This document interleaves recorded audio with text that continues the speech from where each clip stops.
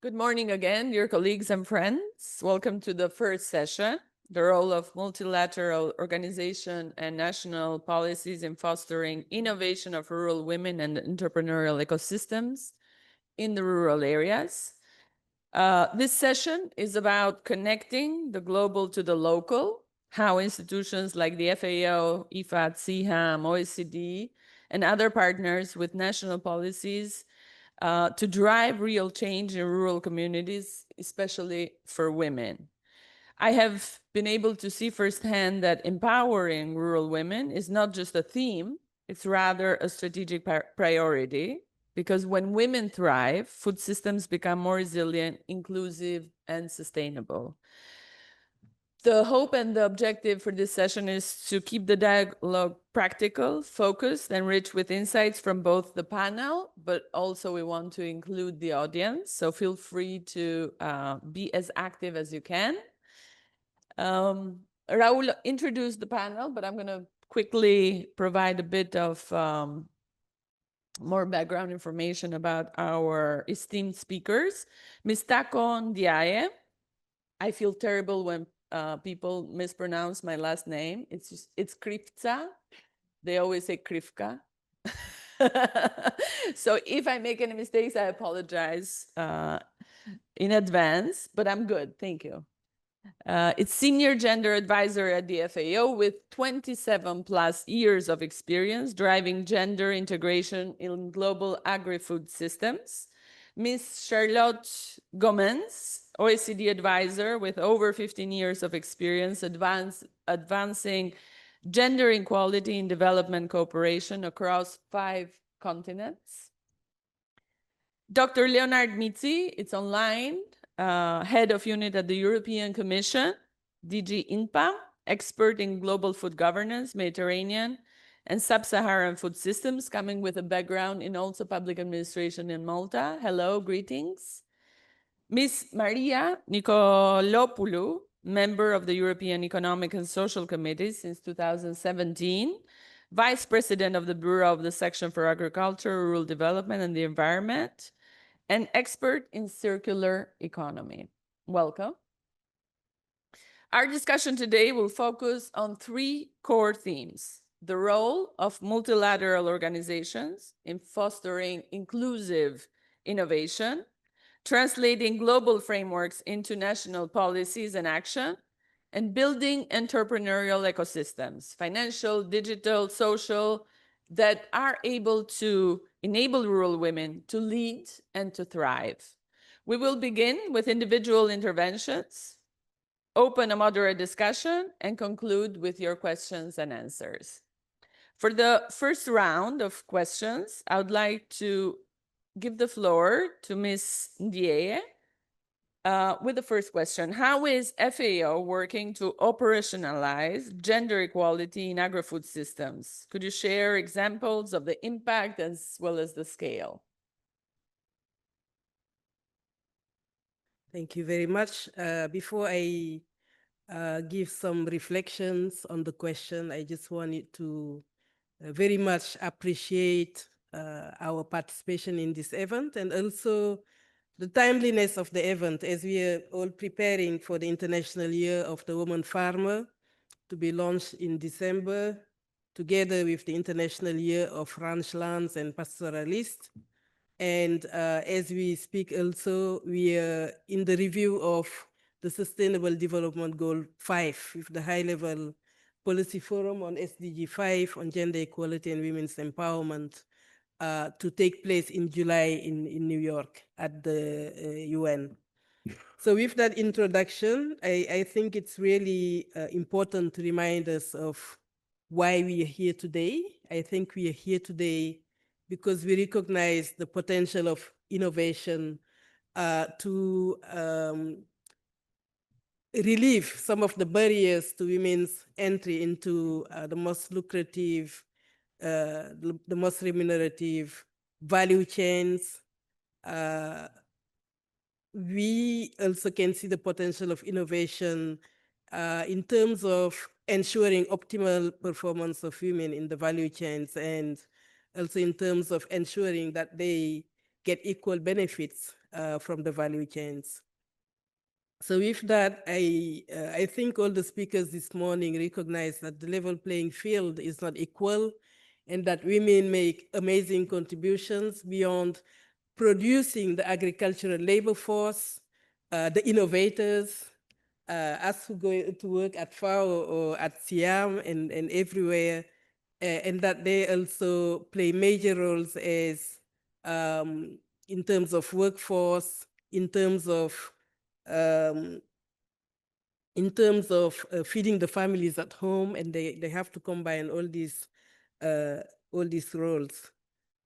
So their role really are pivotal in agri-food systems, and that despite their essential roles, they are not, they don't enjoy the same recognition, the same working conditions, or the same benefits from such systems.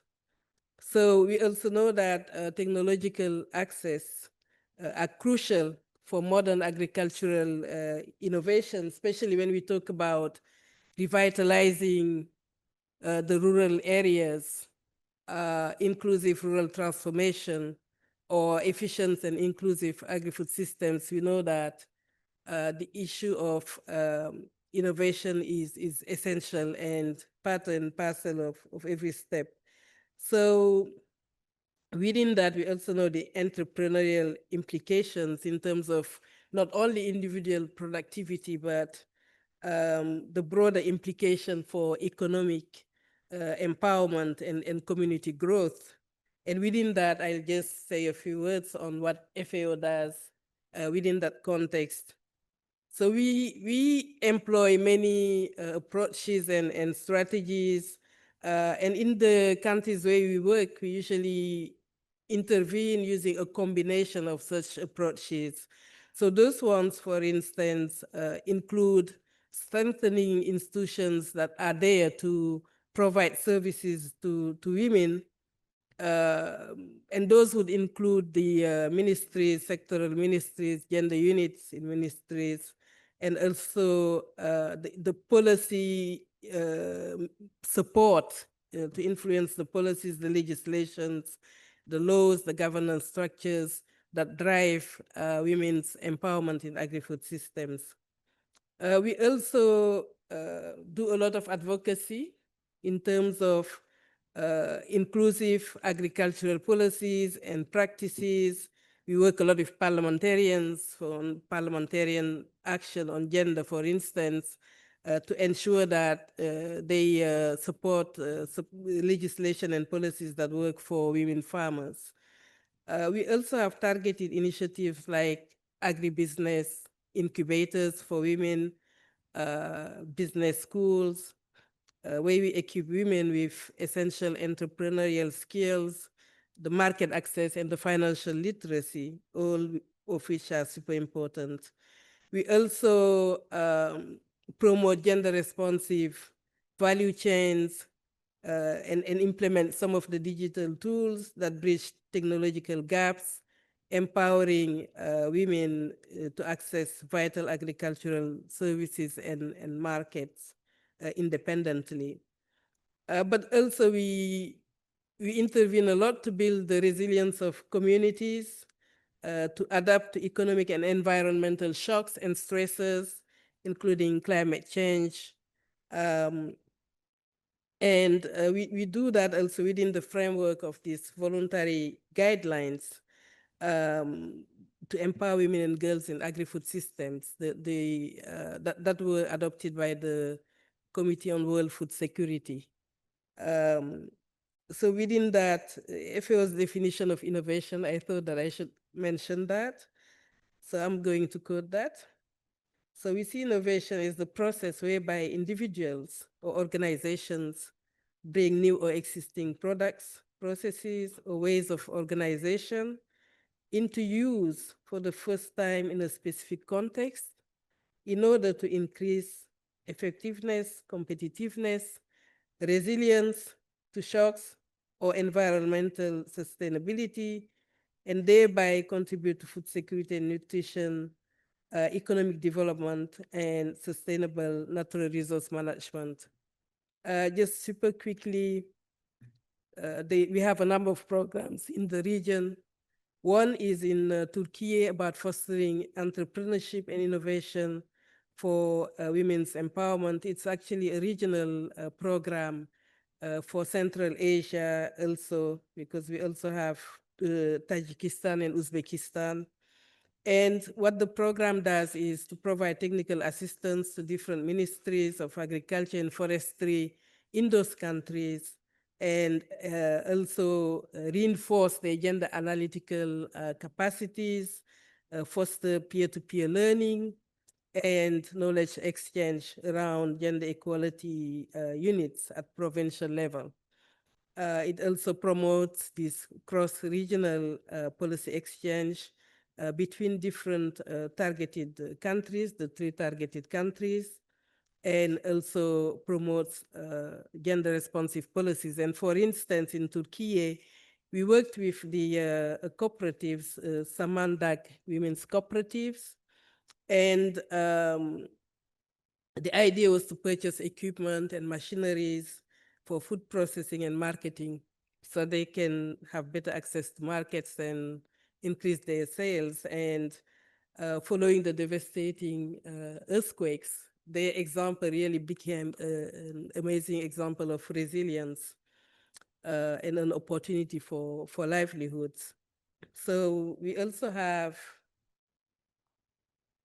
a program in Albania that really looks into gender equality, rural equality, and tourism. So there's that very interesting nexus. And what we do in that program is really to strengthen the capacities of women's group in agro-processing, but also marketing and accessing finance.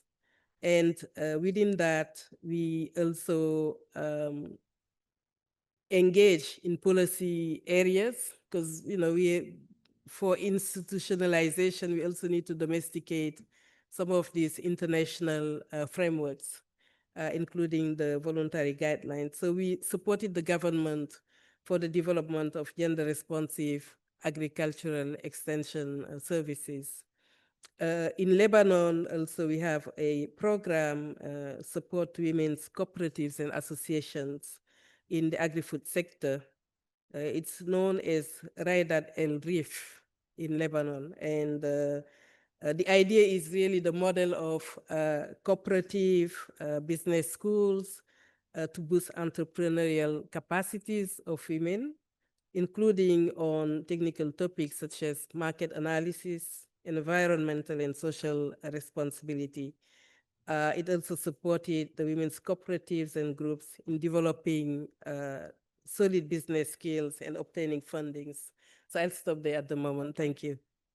Thank you very much. I will come back to you later with a couple more questions, but I would like to give the floor to Ms. Charlotte Goemans from OECD. From your experience, what are the most effective policy reforms for supporting women economic empowerment, especially in rural MENA region? Yes, thank you. So maybe I'll just start by explaining a little bit, what the OECD does and what's our mandate, because I think not everyone is familiar with that. So basically, we are a multilateral organization and we have 38 member countries, but we also work with over 100 partner countries, including in the Middle East and Africa. And I actually work in the Middle East and North Africa department, so my perspective will focus on those countries. And our slogan at the OECD is better policies for better lives. But what does this mean? So we work with governments and with other partners to build the evidence base and work on data, because if we don't have the evidence base, it's very difficult to have good policies. We also engage in policy dialogue and peer learning, so exchanging good practices across different countries, not only our member countries, but actually globally. And we also develop and help countries implement international standards. I've heard Tacko also mention it's important to level the playing field. Well, this is the importance of these international standards, that we are all abiding by the same rules. So Gender equality is actually a high-level priority for the OECD. Our Secretary General is our gender champion, so he goes everywhere and promotes this mandate. But what is our rationale for working on women's economic empowerment in the Middle East and North Africa? As I mentioned, we are like a data-driven organization, so I want to give a few numbers that haven't been mentioned in the introduction. So we see that working on gender equality is not just the right thing to do from human rights perspective, but also the smart thing to do. It's good economics, and we are an economical organization. So when we engage with ministers of finance, with ministers of economy, we need to bring that economic argument. And we have seen that in OECD countries, closing gaps in labor force participation can actually result in a boost of over 9% of GDP by 2060. And in the MENA region, aligning the female employment rate with that of men could boost GDP by 57%. So this is a huge potential, right, that we need to tap into if we want to use the economic arguments. And what we have seen in the region is that women are more educated than ever before, going into tertiary education, almost on par with men. But the region still has the lowest female labor force participation rates around the world. And of course, in rural areas, it's a little bit different because people are working in the formal economy, so that's not factored in. But what we also see in the region is we need to look at where are the jobs going to come from. And it's not going to come from the public sector. It's going to come from the private sector. And in particular, from SMEs and entrepreneurship. And that's one of the topics that we are addressing here today. We have mentioned in the introduction also that, rural populations, they face additional challenges, and rural women as well. I think the figures on access and ownership to land were quoted this morning. In the Middle East and North Africa, it's around 7% of women are landowners. So obviously, this is a big issue in terms of power relations and their economic empowerment. What we are seeing also in the region is that it's very diverse, you know. We see a phenomenon where rural populations are declining overall, but then at the same time, we have other countries where we see a feminization of agriculture. Because of the conflicts, because of some of the conflicts in the region, in countries like Syria, Libya, Palestine, and so on, but also because of migration from men from cities, from rural areas to cities, it's actually the women who take on those additional responsibilities that come with additional challenges. Now, going to your question about what are the key legal and policy reforms that MENA countries could take to empower rural women. Actually, a few years ago, the OECD issued a publication on exactly this topic, on legal reforms in support of women's economic empowerment in Egypt, Jordan, Tunisia, and Morocco. It was not focused specifically on rural areas, but as you know, laws and policies are first made at the national level, and then we need to make sure that the different levels are aligned. And what we found in that publication is actually, those countries have done very well in making reforms. So they have adhered to international conventions like the CEDAW, this Convention on the Elimination of All Forms of Discrimination Against Women. They have adhered to ILO conventions on decent work. They've also changed their constitutions to include provisions on equality, including on gender equality. They have made changes in their labor laws, social protection laws, and so on, to give women additional rights. However, what is very specific also to the region is that we are still actually facing a challenge with the implementation of these laws because of restrictive social norms and stereotypes, which was also mentioned this morning. But what is particular about the region is that some of these stereotypes are also enshrined in the legislation. We still have countries where there are provisions that the wife is supposed to obey the husband in exchange for financial maintenance. So as long as a law. Yes, a law. I will not quote the countries, but as long as this is in place, you can make all the changes you want in the labor law. It's not going to make any significant impact. So then maybe to go to rural women in particular. So we know that at the international level, at the CEDAW conference, there is a provision specific to rural women, that they have the right to benefit from social security, to join cooperatives, to enjoy equal treatment in land reforms. But the challenge again is, how is this addressed at the national level? We see that some countries in the region are actually very innovative when it comes to the policy level. For example, Tunisia, they have put into place a policy dedicated specifically to rural women. So I think we have some Tunisians here. Maybe later on we will hear about that. But there's also the importance of including a gender perspective into agricultural policies, into labor policies, and so on. Then we touched on the issue of addressing equal access to land. We know that it's very complicated, that it usually goes through inheritance. And in the region, the common practice is that women inherit half the share of men. So this is a structural issue. But again, countries are making changes, but slowly. For example, in Morocco, there is now a law granting equal access to collective lands for women and men. So things are moving. Then we also have seen that in some countries, the labor laws were also changed, because in many countries, agricultural workers are not part of that. So they're not very protected. But in Morocco, now agricultural workers also fall under these protections. And the last thing I want to mention is also around social protection, because often in rural areas and in the informal sector, people don't have access to official social security systems. But Tunisia has actually changed its legislation to extend social protection also to rural women, and that they can even register for these systems without having an official birth certificate. So there's many other topics, that we can address, but I just wanted to mention those ones to start with. Thank you very much. What we have seen in Albania, at least, is that for women, because you were mentioning earlier that entrepreneurship is actually the key to success for economic empowerment for women. Oftentimes, they need a breathing space initially to start some sort of entrepreneurial adventure.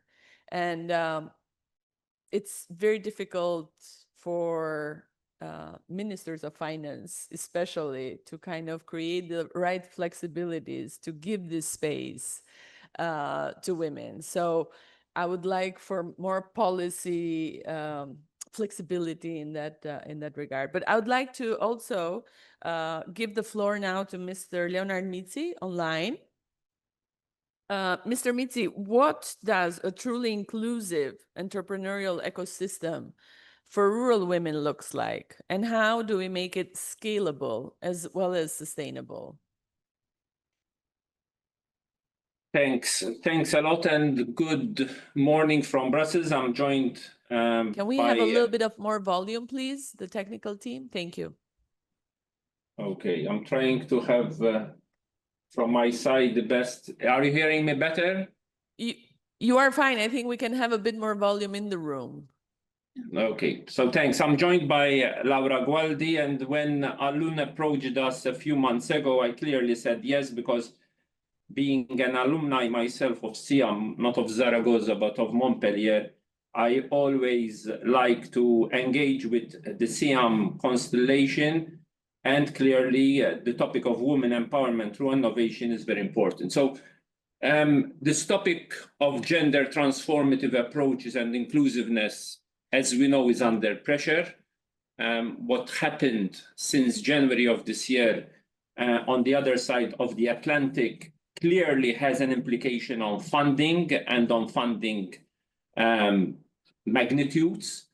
We speak about the multilaterals, FAO, INTPA, WFP, and traditionally, unfortunately, children and women are the weakest link of the funding cycle. So We know that in conflict and in acute hunger contexts, it's usually the women who pay the price of funding cuts. So first of all, it's important that in this context of flux, of heavy volatility about funding, we have a strong gender lens of what we want to do from now onwards, even more than what we have been doing until now. Why?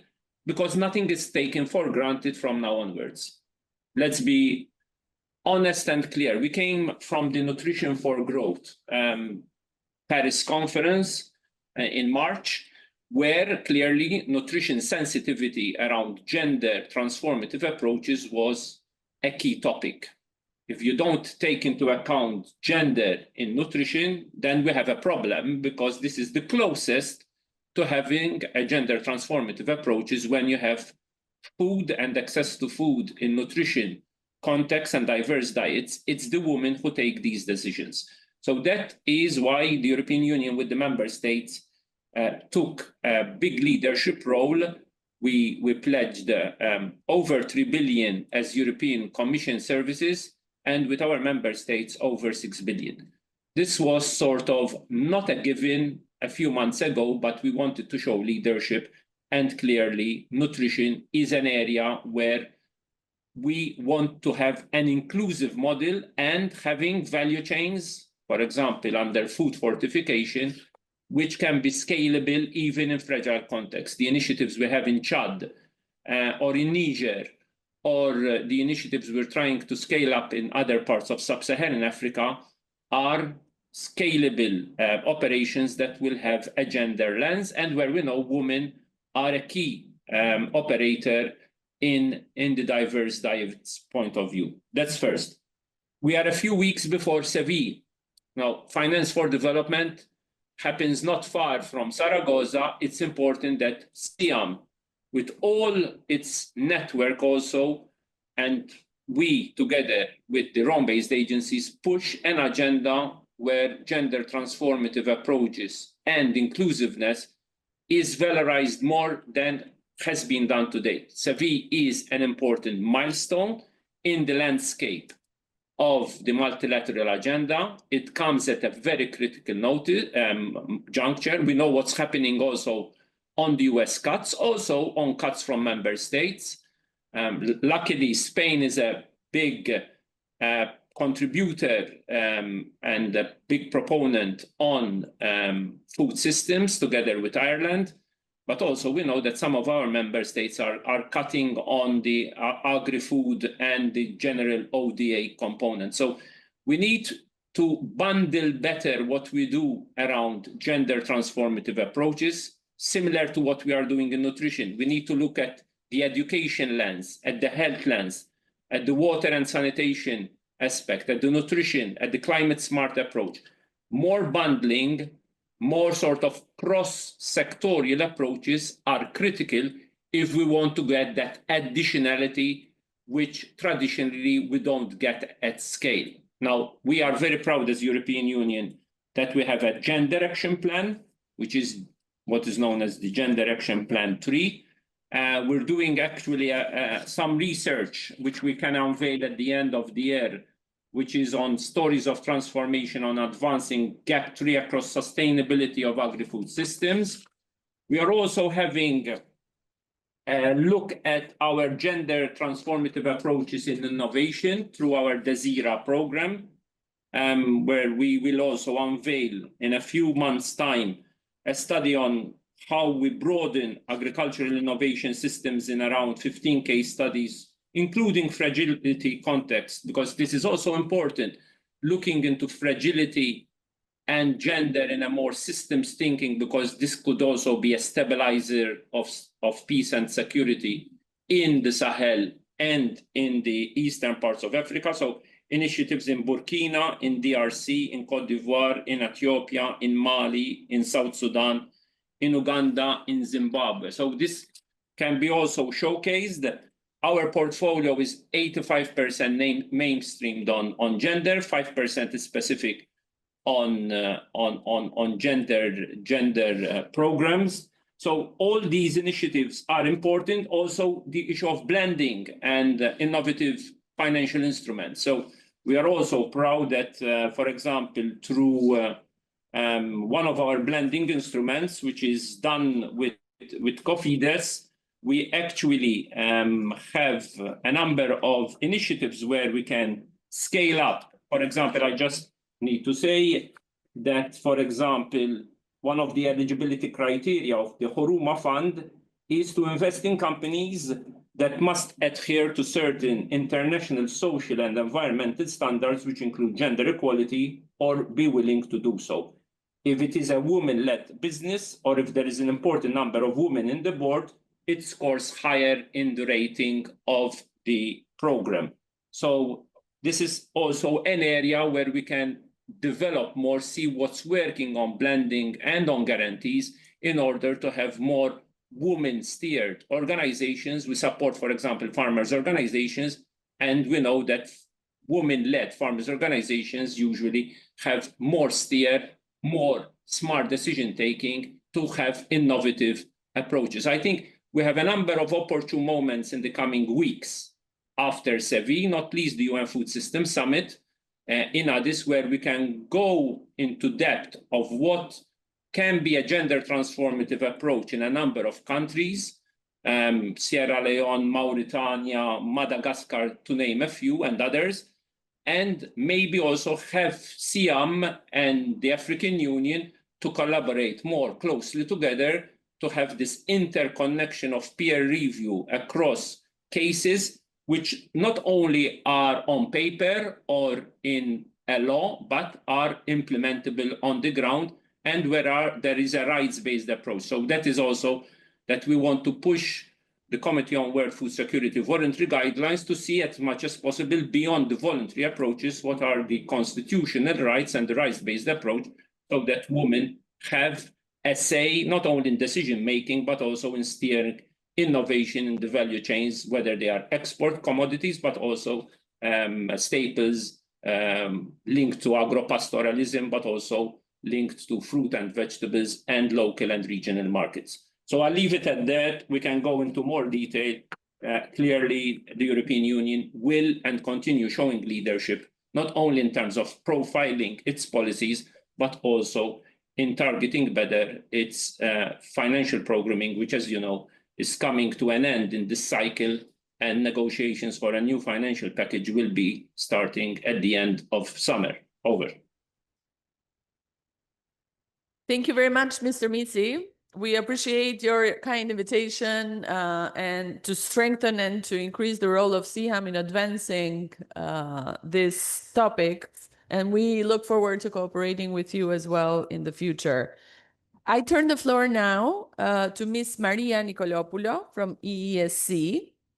I'd like to know what concrete measures has the EESC recommended to improve access to finance and tailored support for women entrepreneurs across the EU? Yes, thank you very much. First of all, for the invitation. It's a pleasure for me to be here. Maybe before I go directly to your question, I'll give 4 lines on the EESC, because I think I haven't done the math, but I'm pretty sure that it's the biggest multilateral civil society platform in Europe right now, but it's the least known, most probably. So the European Economic and Social Committee is a consultative body of the European Union. Mainly, we give advice and we give opinions to the other EU institutions. And we have representation from all member states, from different interest groups. We have employers' organizations, we have trade unions. I myself am a representative from Comisiones Obreras from Spain. We have farmers, consumers, environmentalists. All the range of civil society is represented in the EESC. We do have women organizations representatives in the EESC, but there are not too many women coming as representatives of farmers in rural areas. So this is something that we would very much like to see more in the committee. Now,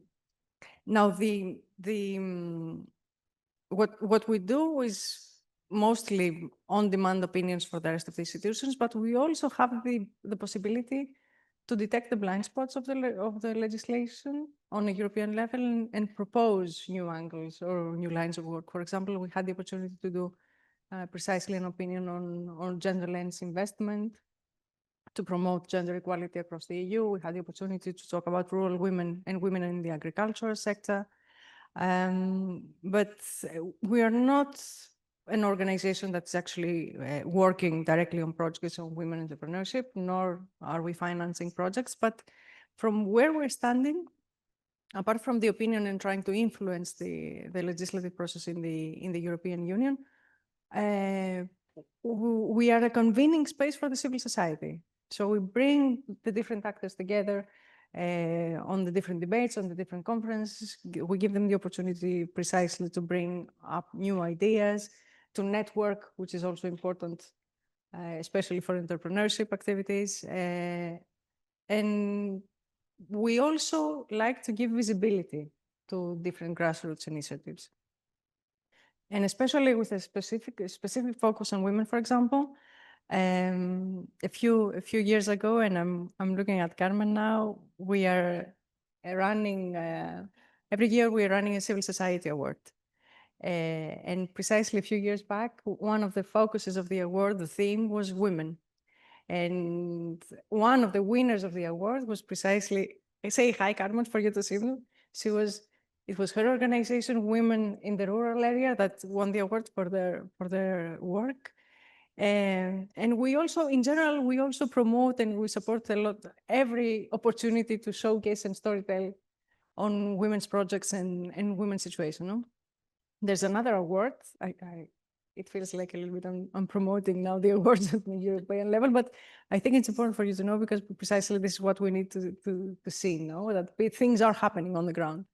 So there is another award that is run by the European Commission, the EU Organic Awards, that there is a specific category on women organic farmers. It has been running for a few times now, and we grab the opportunity precisely to bring these women and to bring this project in the committee every time that we have the opportunity, not only the winners, but the shortlist as well, so that we can showcase what they're doing. And why do I think it's important? Precisely because the constitution of the committee is relatively male dominant. So it's not only a question, if we want to gender mainstream, it's not only a question of working with women, it's a question of changing the culture and bringing men into the discussions as well and collaborate with them towards the change that we want to see. So bringing these examples and creating or having all these women-related debates with a male audience, I think it's a little step on the long process that we have in front of us. Now, coming to your question,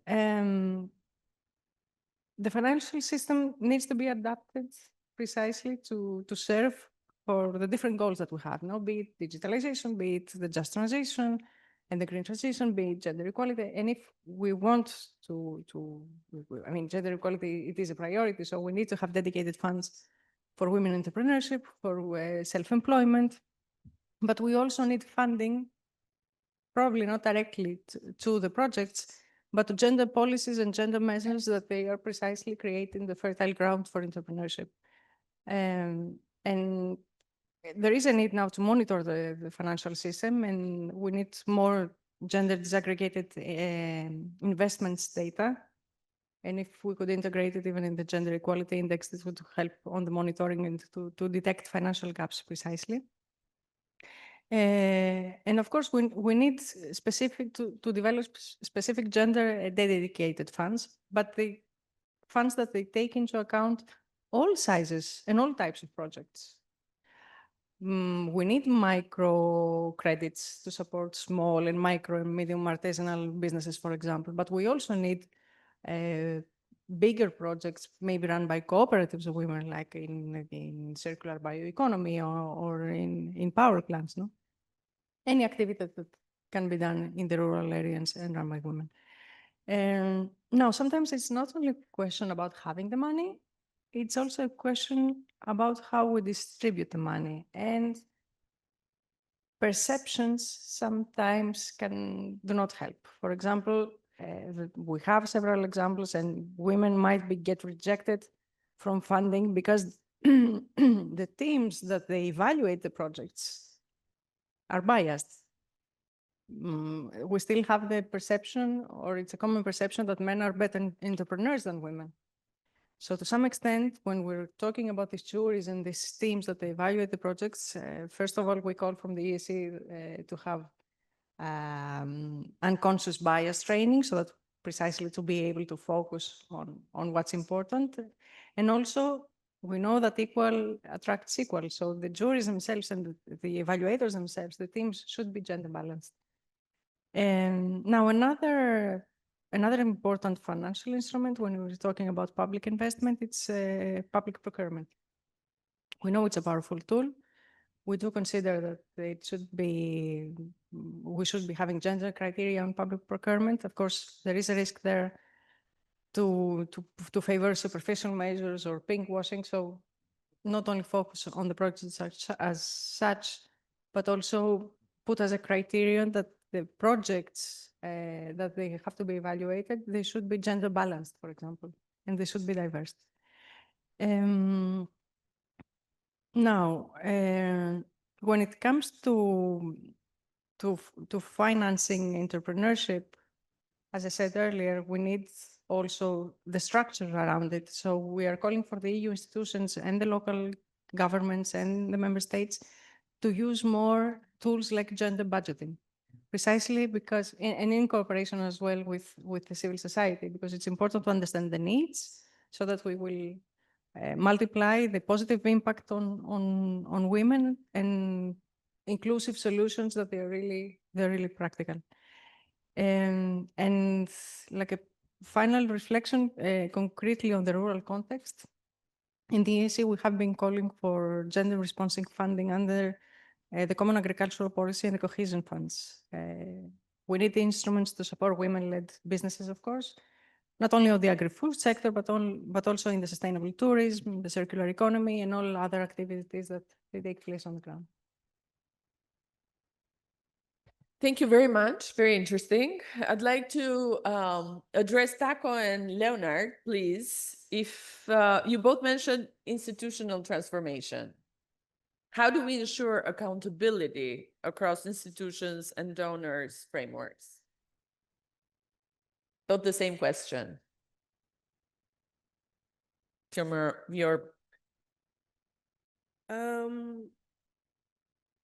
Accountability is really the key, because we do a lot. What I find is when we talk about gender equality and women's empowerment, a lot is done around projects and programs. And it should really be the accountability of the state to create the right incentives, to create the right policy frameworks, implementation mechanisms, the research, the evidence, to make sure that the domestication of all these international frameworks is effective and implemented. And for instance, as FAO, I work a lot with parliamentarians. We really use all these mobilized parliamentary fronts against hunger and malnutrition that we have at country level, but also in the regions or at global level, to see how we can best leverage on the key functions, whether it is legislative function, budgetary function, because they have to vote the national budget. So how do you get a national strategic priority into the national budget in a way that not only the budget is allocated, but there is expenditure tracking to make sure that the money goes to women farmers. We also know that, for instance, parliamentarians, when you go to municipalities and local areas, they also have this local governance function. And they also have oversight over government activity. So we find these policy entry points as crucial because, we can do a lot, but to institutionalize, domesticate, contextualize, it's the role of the state to do that. And all of us as intergovernmental organizations, UN organizations, we should support the government to be on the driver's seat to respond to women's needs and priorities. So in our learning through FAO's activity, we find that there's still a lot of tokenism when we talk about gender. Yes, you almost have to wrap it in a very fancy package, say, yes, if you invest in women, then food insecurity would be sorted out, hunger would decrease, malnutrition would decrease. You shouldn't need to do that because if you use the rights-based framework, we should just respond to women and men's needs and priorities in the same way and create the space for women farmers to also stand up and voice their concerns and have that dialogue with governments. Are the FAO voluntary guidelines some of the framework to get out of the tokenism maybe? Yes, and yes, a bit more practical? Yes, so we have these voluntary guidelines that we are trying to help countries domesticate. And we have just launched a program which does that in terms of raising the awareness about the guidelines, making sure that some of these things that we have learned in terms of gender transformative approaches, the need to change the norms, the standards, the behaviors, and to also use the evidence to influence the policy. Because what happens is when you look into the country level, I always see a disconnect between the gender disaggregated data that exists, how it gets into, how it shapes the legislation, the policy frameworks, and how it all goes into the budgetary process. So we don't have that. So in order to change legislations and shape policies, we need to implement the guidelines. The guidelines are global, but they also inform other guidelines.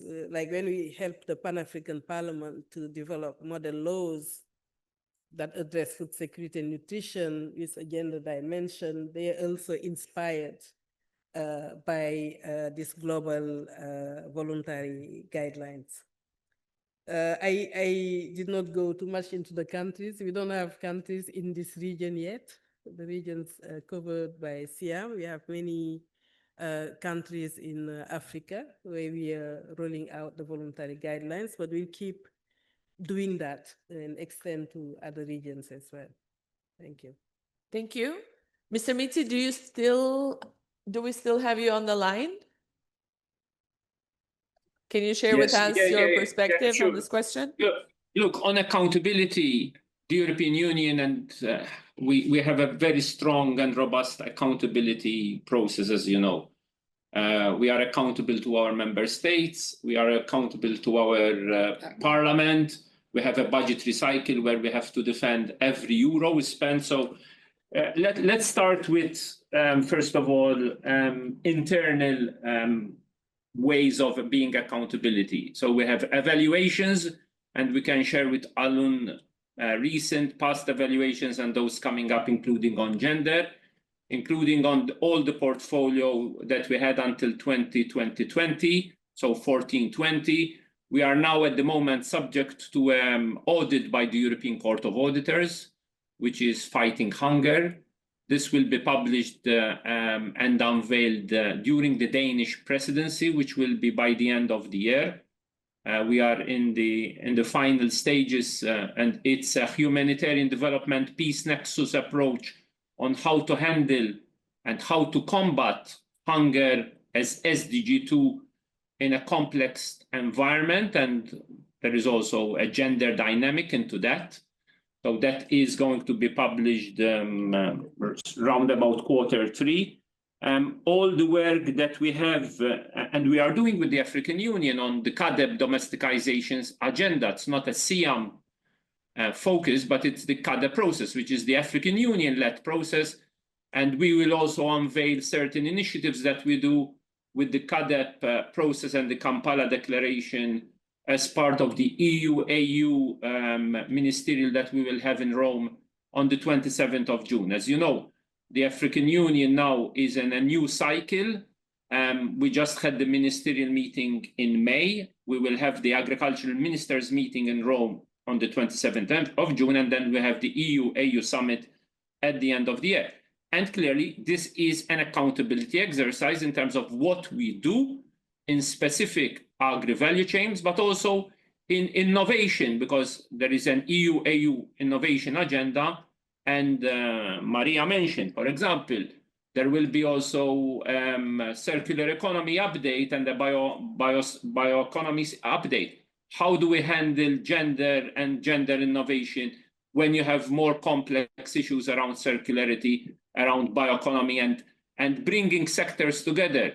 It's clear that accountability needs also to have an intersectorial, interministerial approach. This is quite complex when sometimes we are in silo mode, and accountability can't just be to the agricultural minister or to the environment minister. Ideally, the accountability has to go, as Tacko said, at the highest level, normally at presidential level or prime ministerial level. This is where usually the best gender approaches have the strongest buy-in, because they have this cross-sectorial, cross-ministerial approach. Last but not least, we are proud for those who are in the nutrition landscape. We have a global nutrition report with a nutrition accountability framework, and all what we do in all the portfolio, which is ECO INTPA portfolio, it's part of the nutrition accountability framework. So as much as possible, as much as granular in the different policy areas, we go into the accountability exercise of how every euro spent and what is the return of investment, because I think in a context of tight budgetary public budgets, we also need to be accountable to taxpayers, because this is what's happening in today's world.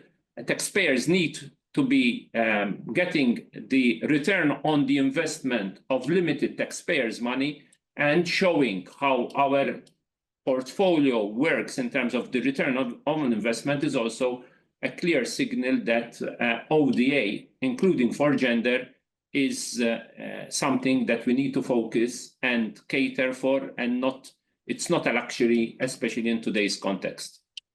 Over. Thank you very much. Accountable, yes, that's the key word. But one of the challenges that we face for rural women is lack of access to finance. And I know, Mr. Goemans, you have been working on this area. I'd like for you to mention some of the challenges, but also what are some of, how do we get on? How we move on from these challenges and create the space for women to have more access to finance, so that we can create more labor, more work, more development? Yes, thank you for that question. And actually, our findings on this are mostly based from a project that we have been implementing, funded by the EU. So we work on this project with DG MENA. And the theme of this project is exactly access to finance for women entrepreneurs in 8 countries of the Middle East and North Africa. So we have Algeria, Morocco, Tunisia, Libya, Egypt, Jordan, Lebanon, and Palestine. And so what we have learned over the past 1.5 years in this project is that actually women, first of all, face structural barriers when it comes to access to finance. So what do we mean by structural barriers? It's basically there's not an equal playing field from the start to actually accumulate the necessary capital and savings to start a business. They have unequal access to property. We have mentioned that. They have unequal access to the labor market and unequal pay. So then, of course, we are not at the same level. Women also have a big problem in accessing loans because they lack the necessary collateral, which again is linked to unequal access to land. But what we have seen is also that there are initiatives to overcome these challenges. For example, on the lack of access to collateral, there are public development banks, for example, that offer credit guarantee schemes. So they give loans to banks, and then banks are actually obliged to give certain percentage of this lending to women entrepreneurs. And if the women fail to repay, there is actually this guarantee scheme into place. So it's actually reassuring the banks. What we also see is, in terms of these structural barriers, is that there's still a lot of lack of financial literacy, which is, of course, further compounded in rural areas because there's limited access to education in general. We also see a lot of gender biases in the banking system. And because of this, women in rural areas, they often have a preference for informal forms of financing. So they don't even get to banks or microfinance in the first place. But again, countries are addressing this. We are seeing, for example, in Jordan, the Jordan Central Bank has set up a Women Empowerment Committee. So these are some of also the institutional changes that are happening. And then we see also, of course, a lack of gender-sensitive financial products, also tailored to the agricultural sector in particular. What we also see, and we talked a little bit about this also in the introduction, is the importance of strong policy frameworks. And what is actually very encouraging is that in those 8 countries covered by the project, they all have financial inclusion strategies in place at the national level, or they are currently developing them. So it's actually quite advanced. What we also see as a challenge, but again, countries are working to overcome this, is limited sex disaggregated data from banks on lending to women. So if we don't have this information, then we actually don't know what is the clientele, are they repaying the loans, over what time, and are actually taking out this finance, is that empowering women? Because we have seen in many cases that women take out the loans, but then actually they sometimes have difficulty maybe in paying it back, or also they're not accompanied in actually managing their businesses. But again, banks are working on collecting this data. For example, the central banks in Egypt, Jordan, and Morocco, they are now collecting this data from all the different banks in the country. Another point that we have seen in the project, which is important, is that actually digital finance is very important in reaching out to women in rural areas. But then we have the challenge that still remains on the digital divide, that women have less smartphones or even mobile phones, and they have less access to mobile internet. So this is something that we need to work on. But again, good examples. For example, we have seen in Egypt, they have digitalized the traditional village savings and loan associations. And then maybe the last point I want to mention here on access to finance is also something that you have mentioned, Maria, that rural women are not a homogeneous group. So they also have different needs when it comes to different forms of financing. If it comes to women who are perhaps less educated or have less growth-oriented businesses, they will turn more to microfinance. But then we also have businesses with growth potential that are looking into loans or venture capital or angel investment, and so on. So these are some of the findings, but maybe to stop with is also the last point on, we've seen that there's a lot going on in terms of supporting women's access to finance, but the connections are not there at the national level, but also exchanging this information between the different countries. So as OECD, through this project, we are also trying to offer a platform for actually countries to learn from each other on this. So I'll stop here. Very important point. Thank you. Ms. Nicolopoulou, what practical changes, specific, has the EEC proposed to make rural areas more attractive to women as well as young entrepreneurs? Yes. So we have been debating a lot in the EEC on this rural exodus, and in order to be able to propose something concrete, we need to go deep down on the root causes, no, of what's creating all these inequalities and people living from the countryside, no. Of course, it's a more complex thing, but we identified that the main drivers is the lack of quality employment. It's the lack of valorization of the jobs in agriculture and in rural areas in general, lack of basic services, and lack of opportunities in general for women and young people. So we start from the basics, no? To try to create stable, well-paid, decent jobs to boost training and education, especially for women, and especially with a specific focus as well on the green transition. We're talking a lot about green skills lately. We need to support local value chains to create demand locally and to create the market, and also to provide services of general interest. That the debate is always who has to pay for them, but they have to be there. Now, the ESC is always advocating to support women's entrepreneurship to traditional sectors, but also to think about the future, to think about the digitalization of the agriculture, for example, the new jobs on sustainable tourism and agrotourism or the bioeconomy. And for this, we don't only need finance, but we also need mentoring schemes, business incubators, peer learning platforms to create this space to share good practices. Now, another obstacle, which is also very common in general, also in the cities, is to overcome the gender care gap. Apart from asking, of course, to men to take responsibility of their caring responsibilities, it is important as well to provide these caring structures, the elderly care, the child care, the health care in general. It's crucial for women to be able to free up their time from the unpaid responsibilities so that they can, well, first of all, have time for ourselves. It's important for our mental health if we want to build a business precisely. So, of course, more time from the unpaid responsibilities gives us more possibilities for paid jobs and entrepreneurship.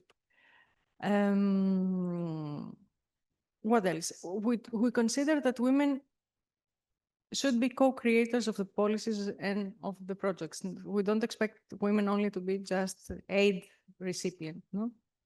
So this means investing on women's cooperatives, on local partnerships, and to also ensure that the voices of women are systematically included in the regional development strategies. And one last comment, this is a concept that we have been mentioning a lot in our opinions. The Parliament is also in favor of that, is to establish the European statute for women in agriculture and rural areas. If we manage to have this as a binding provision, it would help precisely to ensure equal access to land ownership, to recognize the unpaid work in the family farming, to improve access to training and finance and all the rest of the structures that we have been mentioning. And so this would also boost entrepreneurship among women in rural areas. Thank you very much. During my tenure as Minister of Agriculture, we saw how strategic reforms and partnerships could really shift the needle somehow. Women were able to gain access to finance and gain grants, soft loans, and capacity building, particularly in agribusinesses, supported by partners like EU, EBRD, that was providing the soft loans as well. What we did was structure or restructure the paying agency, for instance, to include gender targets. So women could be participating, and fairness in rural investment schemes. We fostered also agritourism, for instance, entrepreneurship, which is something that is completely natural to women. They're hosting, they know their unique ability to be hospitable. So they were able to open their doors, their houses, with a little bit of investments to prepare the food as if they were doing for their own family members, but now they were able to get some money and some profit out of it. I would like to actually open the floor now to the dear members of the audience for questions for our panelists. Okay. Do we have a microphone? Oh, can we ask you just, okay. And now you're gonna help us?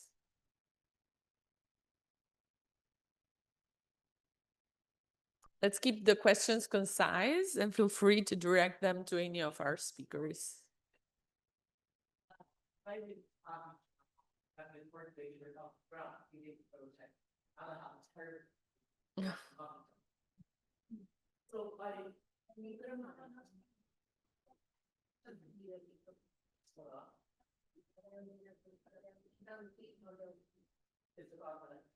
We can hear you fine from here.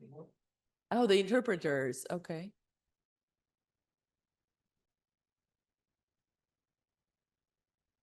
Can you hear us? Yes. Can you hear the lady? No. No, no. Maybe there is no connection from the.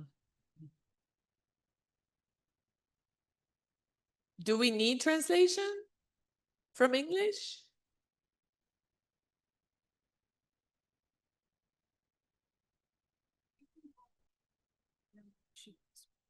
Yeah. Would you mind asking your question from here or your intervention?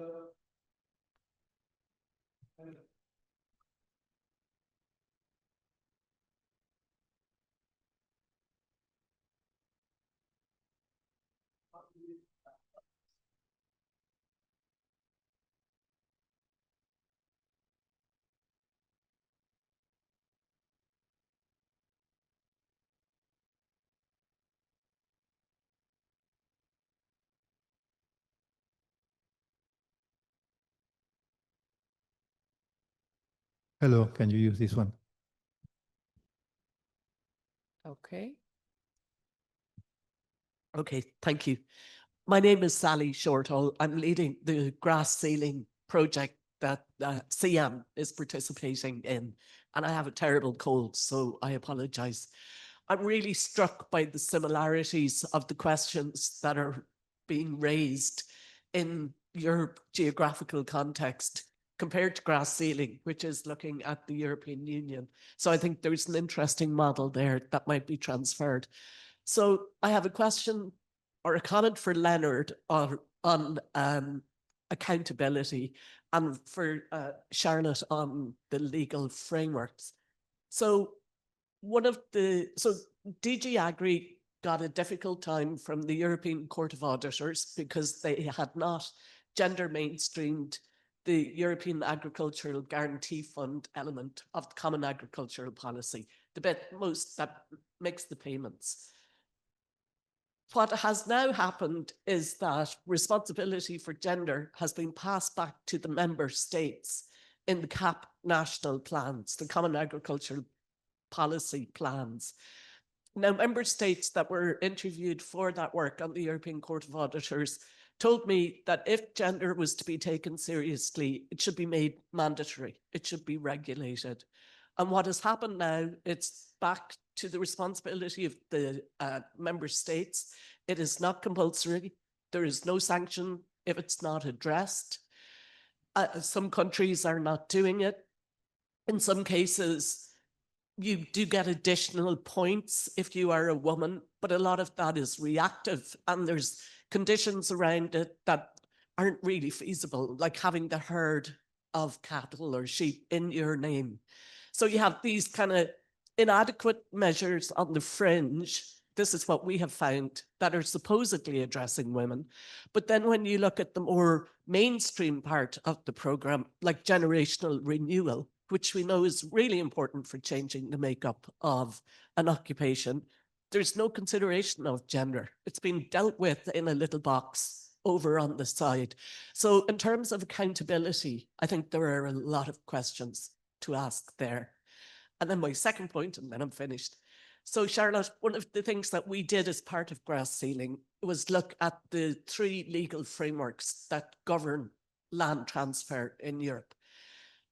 In general, they don't discriminate against gender, except for allodial law, which favors primogeniture. In Norway, they introduced a law in 1974 that made the eldest child the legal heir to the farm because they were trying to circumvent that gender bias. And it has had no material difference.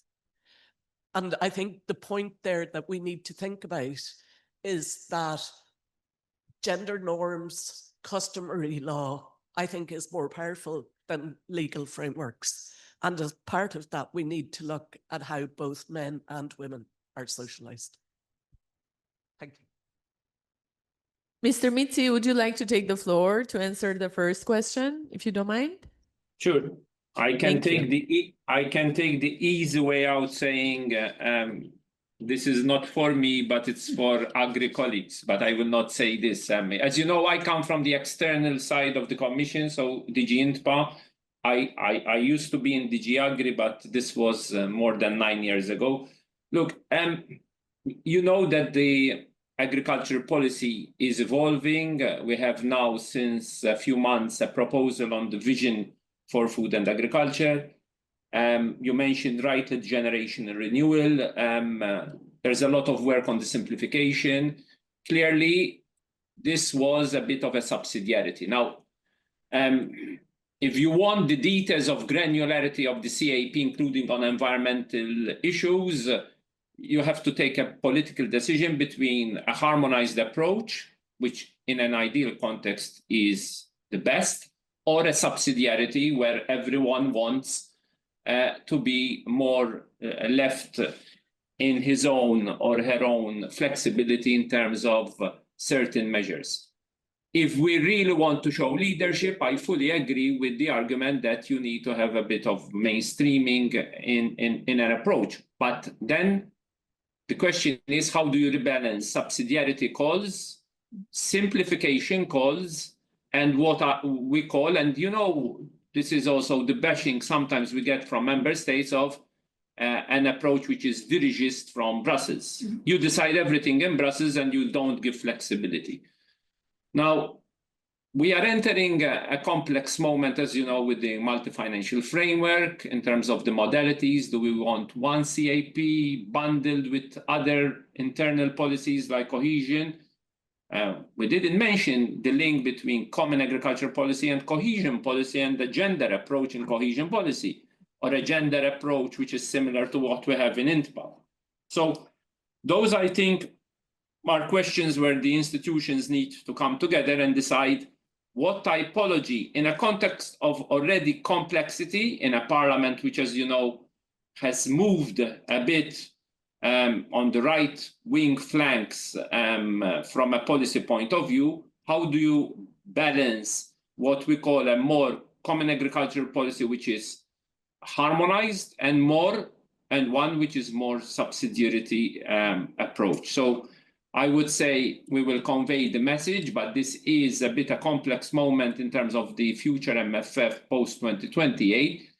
I would say the vision gives the first baselines, but I have not seen clearly re-engagement at the highest level on a gender approach, which is more harmonized. So that's something that I think will be discussed.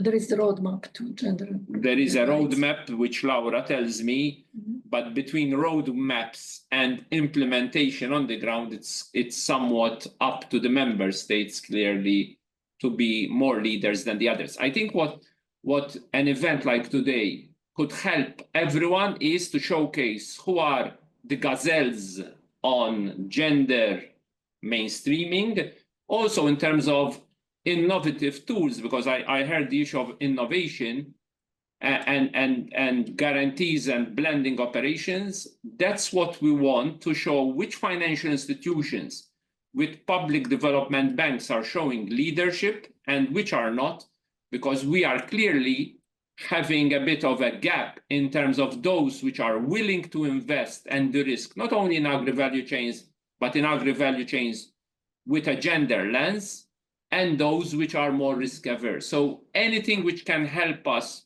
to make the case, clearly then it's up to the interinstitutional masters between the Parliament and the Council to actually push that agenda higher from a harmonized point of view and less from a subsidiarity point of view. Over. With an input I'm sure also in from the okay.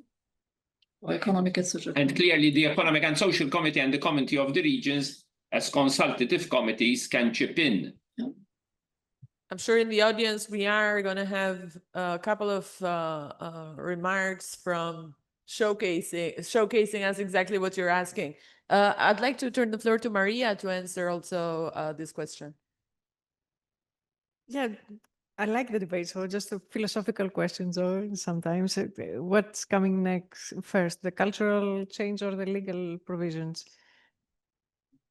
The chicken and the egg dilemma, no? And I think that sometimes they both go hand in hand, and the most forward-looking one sometimes is pulling the other one, depending on the situation and depending on the subject. I mean, the suffragette movement, thanks to pushing, a small group pushing, change the legislation and then change the culture. So it can be both ways. We just need to see on the specific moment which instrument we need to push more than the other.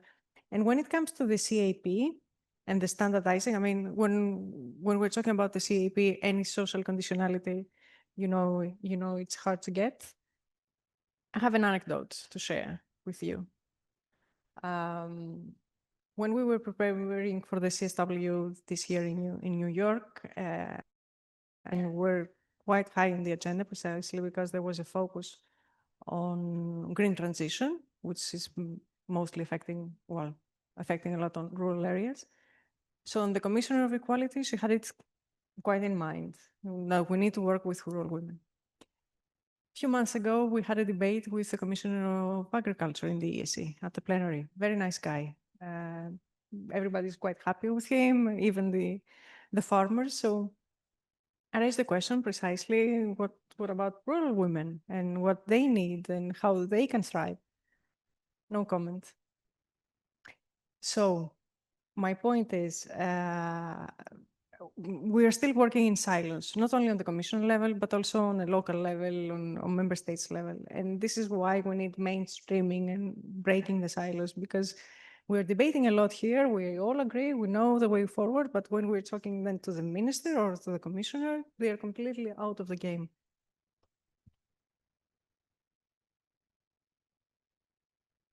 Do we have any other questions from the audience? Okay. Yeah. Okay. Well, thank you very much. Okay. I'll Sure. We have also the lady in front. Yeah. I'm helping my friend here next to me, Sahia Kasher from Algeria, because she wanted to formulate a question in French, but we were not sure if Ms. Tacko Ndiaye speaks French, so I'll help her to translate it into English. She wanted to know if there is evidence that education focused in adults, especially rural women, has had an effect on improving the living conditions of those rural women, and if you have any evaluation, any report, any evidence that can shed light on this. Thanks.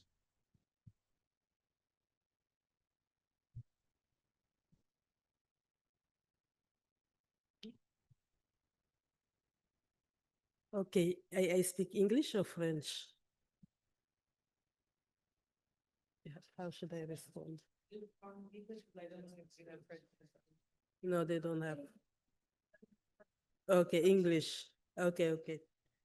So you're asking about the impact of education, and the impact of education is at different levels. You know, you can have a very strong correlation between women's educational level and their own nutrition, but also the nutrition of their children. And when you look at the data from the demographic and health surveys, you would see that the more educated a woman is, and the lower the child nutrition indicators are.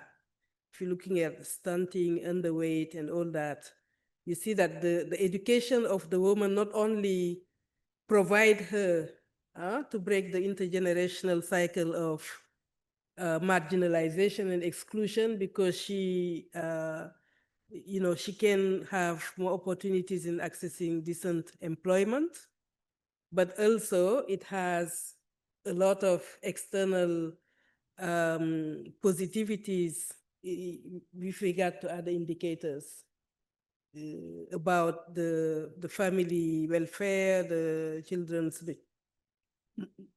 mortality and morbidity, and so on.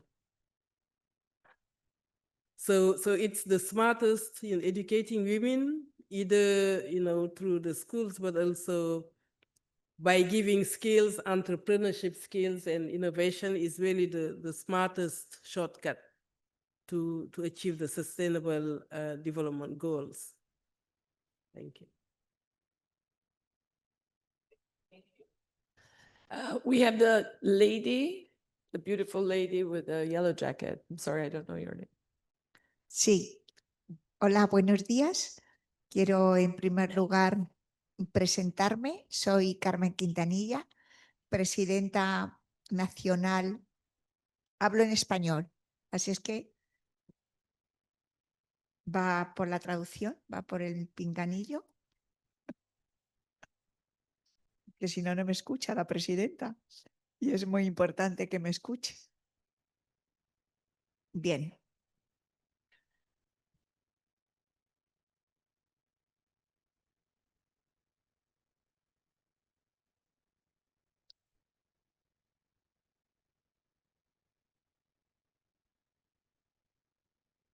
Sí, buenos días. Quiero... Amaman. Muy bien. Very well.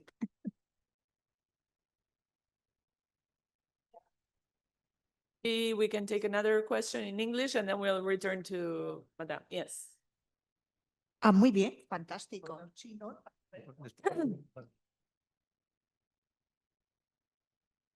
Yeah, thanks a lot. My question is for the group online and for everyone, and it's about nutrition, and it's linked to gender transformative approaches. We know that women are good for nutrition, but maybe nutrition is not very good for women. It's a lot of work. A lot of the nutritious crops are deemed women crops, and they are women crops because they are labor intensive. They're not market, like they're not lucrative. So can you kindly explain a bit more the link between gender transformative approaches and nutrition? Thanks a lot. Do we have Mr. Mizzi online? Yes, we do. Yeah. This is Floor is yours.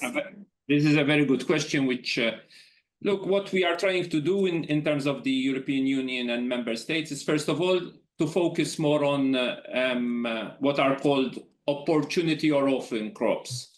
We don't give a lot of importance to forgotten crops beyond the weeds, the maize, so more on millet, fonio, so diversifying the diet, but also the production potential with a return on investment. So that is the work we do on research and innovation, also with the CGIAR, using agroecology approaches that we want also to diversify the portfolio with a gender lens.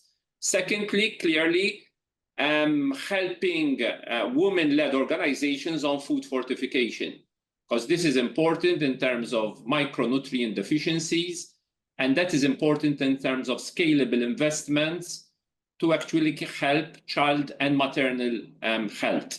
And that is the projects we have also with public development banks, with private sector. This is what we do under the flagship of Team Europe and Global Gateway, having a systems thinking, nutrition, health, diets, and also fragility context. The challenge there is de-risking of nutrition-sensitive agriculture food systems is always proving somewhat difficult. When you go into export commodities, it's relatively easier than if you want to go into diversified diets or nutrition sensitive, which have more a local and regional footprint. And last but not least is to empower women also in latest technologies and TVET. Vocational training is very important. And this also helps us to showcase what's working in specific agroecological context. In West Africa might be different from Eastern and Central Africa. So those peer reviews that we do under DESIR and DESIRA lift are also important. But again, we need to insist that it has to be linked to the CADEP process. We can showcase what we are trying to do clearly on diversified cropping systems and also on our nutrition portfolio. So if the colleague wants to send us her contact details, we can showcase and inform her what we are doing in our nutrition portfolio, but also in our agroecology research portfolio, linked also to soil health, because the productivity of crops is also linked to soil health and soil maps in the different country realities. Over. Thank you very much. Now we give the floor to Carmen. Thank you.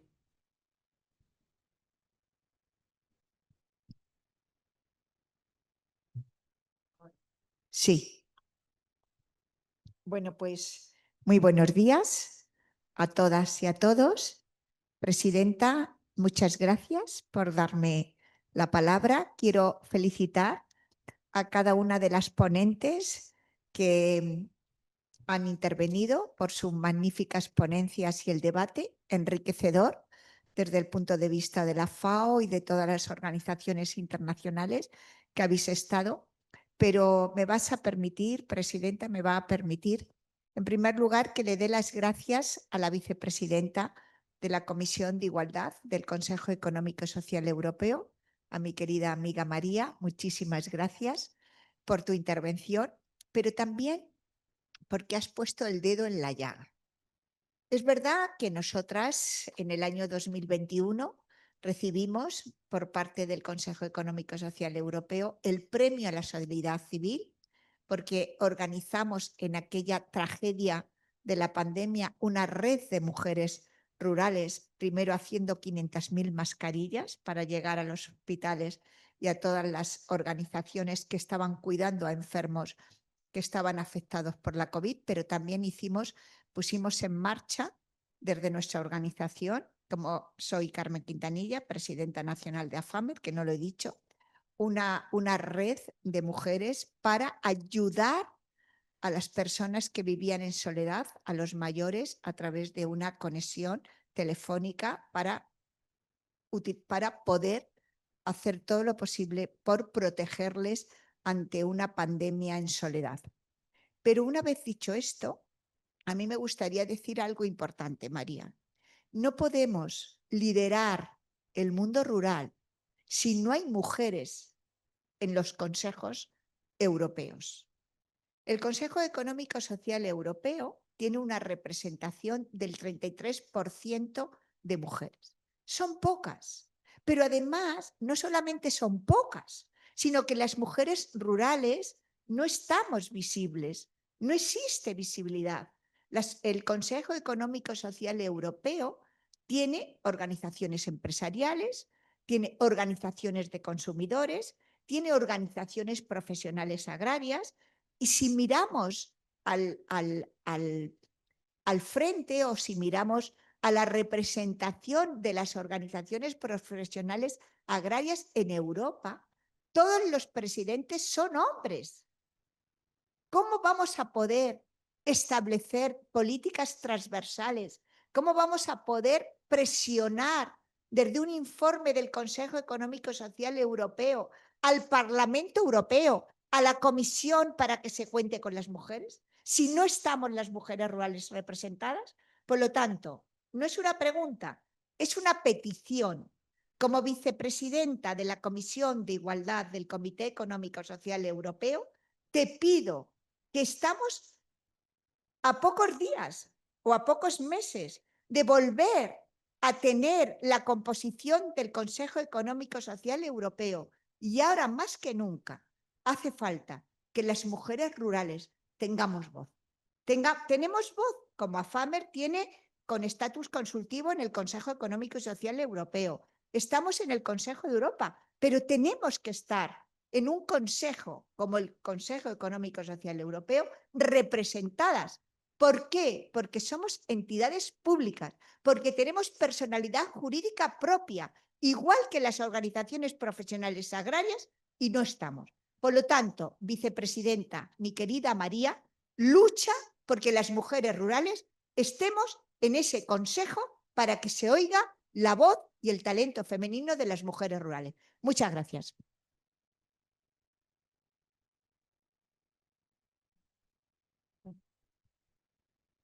How wonderful to have voices like this be heard in such a symposium. And I think one of the reasons why this is such an important event is precisely this, so that we can raise the voice.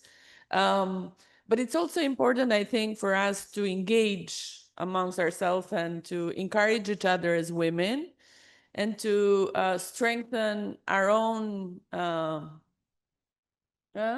camaraderie. That's even a very masculine word, but I don't know what the word is. What is it? Okay, still not as strong as camaraderie, but among women. Maria, would you like to say a few things? Thanks. If I may, can I respond to her in Spanish? No, más que nada porque se me hace raro hablar, porque eso sí que es una respuesta dirigida más bien a ti. Estoy completamente de acuerdo. O sea, ninguna objeción, no, obviamente. Y por eso os comentaba un poquito la constitución del CESE también. En España no hay ninguna mujer representante del mundo rural o del mundo agrario. Sí que en otros países las hay, que son presidentas de sus organizaciones agrarias. Entonces, por lo menos, tenemos algún buen ejemplo de otros países, no de España. Como vicepresidenta del Grupo de Igualdad, precisamente cuando empezó el proceso de renovación del CESE, empujamos por pasiva y por activa, internamente y externamente en el Consejo, de que se tenga en cuenta precisamente el equilibrio de género para la próxima renovación. Como podéis entender, había personas que no estaban muy de acuerdo en intervenir en el proceso, porque el proceso de renovación en cada país es completamente diferente. Y te tengo que decir que, primero, que el proceso para este mandato ya está cerrado, y también te tengo que decir que el responsable de asignar los puestos y de aprobar los nombres no es el CESE.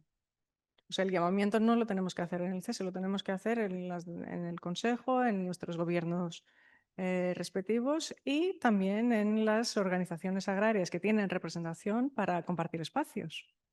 Entonces, eso de momento podría ser una opción para ti, de hablar con las organizaciones con quien estás más vinculado o tienes más en contacto y proponerles, si no compartir el mandato, por lo menos que abran la posibilidad de que estés participando de alguna manera en vez de ellos. Entonces, esto sería un paso intermedio hasta llegar al objetivo.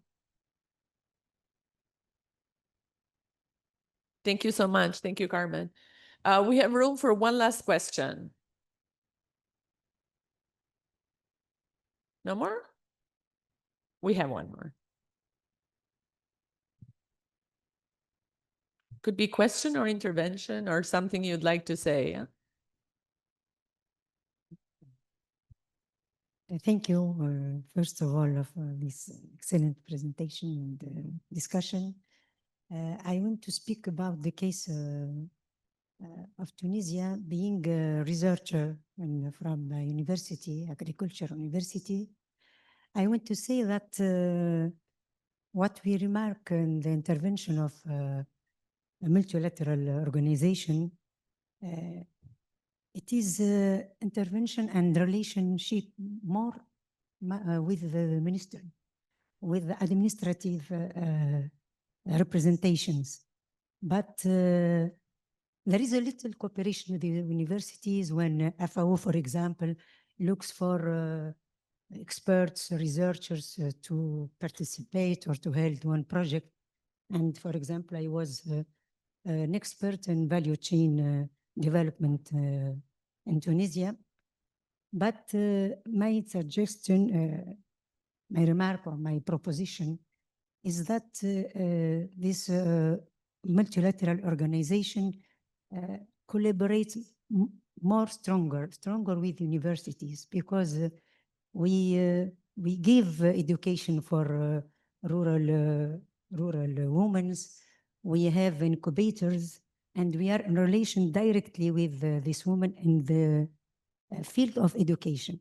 So we need more support, more relationship with the researcher to be in capacity to participate in women empowerment. And thank you. Thank you, especially women researchers and women professors. Thank you very much. I want to thank our dear panelists, Ms. Ndiaye, Ndiaye, Ms. Goemans, Ms. Nicolopoulou, and Mr. Mizzi online. Greetings from Zaragoza. Thank you very much for your contribution. Today, we affirm that innovation must include women as leaders, not just beneficiaries, that frameworks are only as strong as our will to act on them nationally, and that rural women are not a vulnerable group. They are a powerful constituency of change. Thank you all. I wish you a great continuation. I think we have lunch now and then another session. Thank you.